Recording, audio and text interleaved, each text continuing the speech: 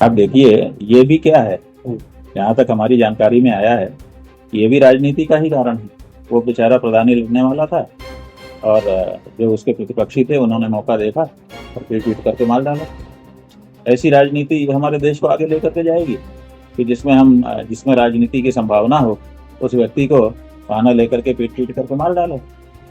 ये जो राजनीति आगे बढ़ रही है, इस राजनीति को बिल्कुल खत्म करना पड़ेगा, नहीं तो देश बर्बाद हो जाएगा। ये अनीश की हत्या बहुत बड़ा संदेश लेकर के हम लोगों के सामने आई है। काश जो हमारे प्रधानमंत्री जी का संसदीय क्षेत्र है, जो पूरे विश्व से पूजित नगरी है, उस नगरी में ये स्थिति हो रही है 200 मीटर पहले कि यहाँ असहिष्णु लोग इस तरह से एक दूसरे को समाप्त कर देंगे।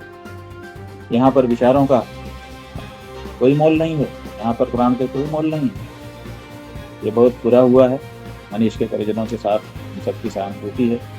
एक युवा जो बड़े अच्छे स्वभाव का था, जैसा कि बताया गया है लोगों के द्वारा, एक युवा जो कई लोगों को रोजगार दे रहा था पेट्रोल लगाकर, उस युवा को थोड़ी सी बात पर पीट पीट करके मार डालना बहुत ही दुखद है।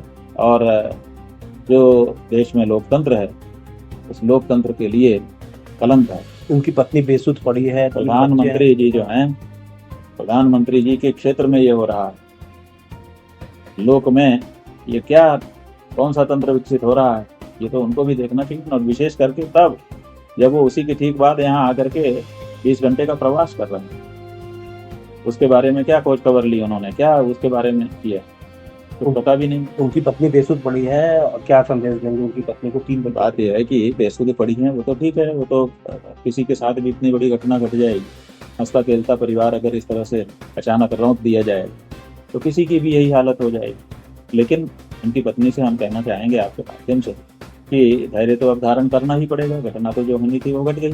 अब अपने बच्चों का मुंह देख करके धैर्य धारण करें और उनका पालन पोषण करें, और ये जो अन्याय हुआ है इसके विरुद्ध आवाज उठाएं। ये 15,000 रुपए और